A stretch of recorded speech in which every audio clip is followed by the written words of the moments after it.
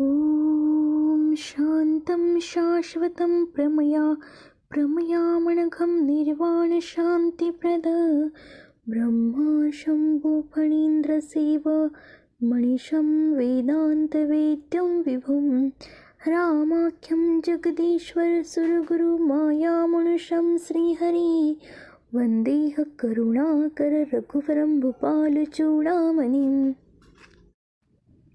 अगदी प्रत्येक जीवाला हवीहवीशी वाटणारी असते ती शांती. स्मशान शांती नव्हे तर आनंदमय शांती. या शांतीचे आनंद स्वरूप म्हणजे श्रीराम. प्रत्येक जीवाला हवी असते ती निश्चितता. जी देऊ शकते निश्चितता, ती अशी खात्रीदायक निश्चितता जो देऊ शकतो तोच तो शाश्वत म्हणजे श्रीराम.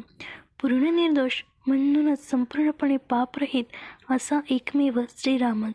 सर्व क्लेशांचा नाश करणारे, कैवल्य देणे ज्याच्या हातात आहे तो श्रीराम. ब्रह्मदेव, शंकर आणि महाशेष यांच्या मनात सदैव वसणाऱ्या श्रीरामांची सेवा व शंकरांची एकमेव मनीषा असते.